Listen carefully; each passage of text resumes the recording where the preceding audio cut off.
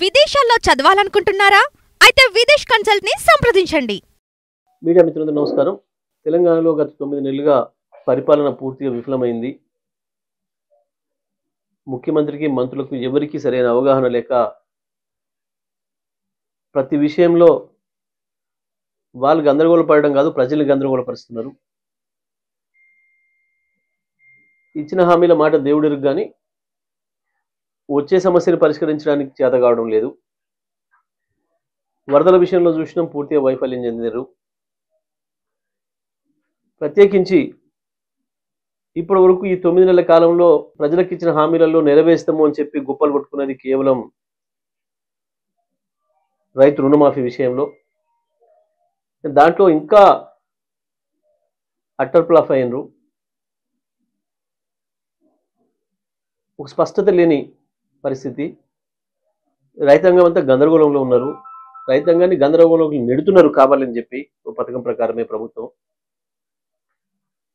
49,000 కోట్లు అని చెప్పిన రుణమాఫీ చివరికి 31 కోట్లు అని చెప్పి బడ్జెట్లో 26,000 కోట్లు పెట్టి 18,000 కోట్లు రిలీజ్ చేసినామని చెప్పి ఇప్పటికీ రైతాంగానికి 10,000 కోట్లు కూడా చేరలేదు. ఒక మంత్రి ఒక మాట చెప్తున్నాడు, ఒక మంత్రి ఇంకో మాట చెప్తున్నాడు, ముఖ్యమంత్రి ఇంకో మాట చెప్తున్నాడు.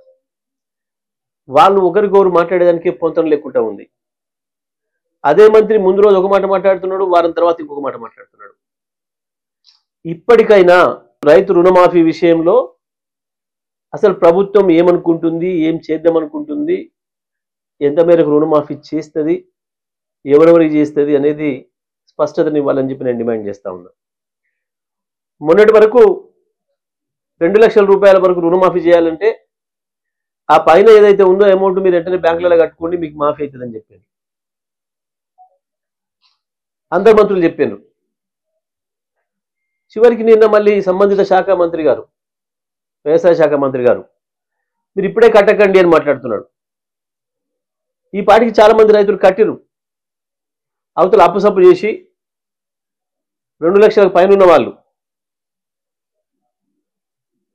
3 లక్షలు ఉన్నవాళ్ళు, 4 లక్షలు ఉన్నవాళ్ళు, 2.5 ఉన్నవాళ్ళు, 2.20 ఉన్నవాళ్ళు, అవతల చేబదులు తెచ్చో వడ్డీ తెచ్చో కట్టిరు చాలా మంది. ఇవాళ మళ్ళీ తప్పించుకోవడం కొరకు మీరు ఇప్పుడే కట్టకండి అని మాట్లాడుతున్నారు. ముందు బ్యాంకుల నుంచి వెళ్ళి సమాచారం తీసుకొని రైతుల్ని మోసం చేయడం కొరకు ముందు మీరు అగ్రికల్చర్ అధికారులను కలవండి, బ్యాంకులను కలవండి, కలెక్టర్ని కలవండి అని చెప్పాను. ఆ తర్వాత లేదు లేదు మేమే ఊర్లలోకి పంపిస్తాం, మీ అగ్రికల్చర్ ఆఫీసర్లే వచ్చి మీ వివరాలను తీసుకుంటారు అని చెప్పాను. బ్యాంకులలోనేమో వాళ్ళు డబ్బులు వసూలు చేసుకునే తొందరలో 2 లక్షల పైన ఉన్న రైతులను పిలిచి మీరు వెంటనే కట్టండి, కట్టకపోతే మీకు రాదు, కడితే మీ పేరు పంపిస్తామని చెప్పి రైతాంగాన్ని భయపెట్టిస్తున్నారు. ఆ రకంగా చాలా మంది రైతులు కట్టిరు. ఇప్పటికి ప్రభుత్వాన్ని నమ్మి, మంత్రి మాటల్ని నమ్మి, ముఖ్యమంత్రి మాటల్ని నమ్మి, ఎన్నికల ముందు నమ్మించి మోసం చేయడమే కాదు, ఇప్పుడు కూడా మళ్ళీ రైతుల్ని మోసం చేస్తుంది ప్రభుత్వం. ఇంతకంటే దుర్మార్గమైన పని ఇంకొకటి ఉండదు. ఒక ప్రభుత్వం, ఒక మంత్రి స్వయంగా ఎన్నికల ముందు ప్రజలకు ఇచ్చిన మాట విషయంలో మాట తప్పడమే కాకుండా ప్రభుత్వంలోకి వచ్చిన తర్వాత కూడా మాట మార్చి ప్రజల్ని మోసం చేయడం అనే సందర్భం మొదటిసారిగా మనం ఇక్కడనే చూస్తున్నాం తెలంగాణలో. అన్ని రంగాల్లో విఫలమవుతున్నారు. విద్యుత్తులో లెసఫోజులు కొడుతున్నాడు బట్టి విక్రమార్క.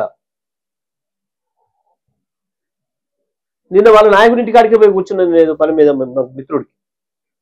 కూర్చొని ఉండగానే గంట సేపట్లో దాదాపు 6-7 సార్లు పోయింది కరెంట్.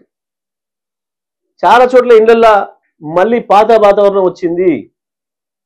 2014 కంటే ముందు ఏ రకంగానైతే కరెంటు రావడం పోవడం వల్ల బల్బులు కాలిపోవడం, ఇంట్లో టీవీలు కాలిపోవడం, ఇతర వస్తువులు కాలిపోవడం, చివరికి జనరేటర్లు కూడా కాలిపోయే పరిస్థితి వచ్చింది మీ కరెంట్ ఫ్లక్చుయేషన్స్ వల్ల. ప్రతిపక్షంగా మా పాత్ర మేము నిర్వహిస్తుంటే కూడా ఆటంకాలు కల్పించే ప్రయత్నం చేశారు. ఇది ప్రభుత్వం చేతగాంతనానికి సోమరితనానికి నిదర్శనం. మళ్ళీ నిన్న వ్యవసాయ శాఖ మంత్రి ఏదైతే స్టేట్మెంట్ ఇచ్చిండో 2 లక్షల రుణమాఫీ వరకున్న పైకున్న రైతులు ఇప్పుడు కట్టకండి అని చెప్పి, నేను దీన్ని తీవ్రంగా ఖండిస్తా ఉన్నా. ఎట్టి పరిస్థితుల్లో కూడా మరోమారు రైతాంగాన్ని మోసం చేయకండి. వెంటనే 2 లక్షల వరకు రుణమాఫీ ఏదైతుందో వాళ్ళు ఎప్పుడైనా కట్టుకోనియండి. రైతులు బ్యాంకులు వాళ్ళ ఇష్టం. 2 లక్షల వరకు మీరు ఏదైతే ఇస్తున్నారో అంతవరకు బ్యాంకులు వేయండి. ఈ రాష్ట్రంలో ఉన్న రైతాంగం మొత్తం 2 లక్షల పైన అప్పులు తీసుకున్న వాళ్ళు ఎవరైనా ఉండని 2 లక్షల వరకు మీరు చేస్తున్నారు. 2 లక్షల రూపాయలు వేయండి మీ తరఫున. ఆ మిగతాది ఎప్పుడు కట్టుకోవాలి, ఏం చేసుకోవాలనేది బ్యాంకుకు రైతుకు సంబంధించిన విషయం. మీరు ఇచ్చిన మాటకే 9 నెలలు ఆలస్యం చేసిండ్రు.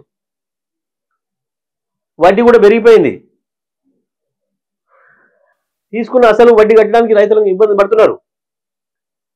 కాబట్టి వెంటనే ఎటువంటి గందరగోళం లేకుండా 2 లక్షల రూపాయల వరకు రైతాంగానికి మొత్తం అందరికి కూడా వాళ్ళ ఖాతాలో జమ చేయాలని చెప్పి నేను డిమాండ్ చేస్తా ఉన్నాను.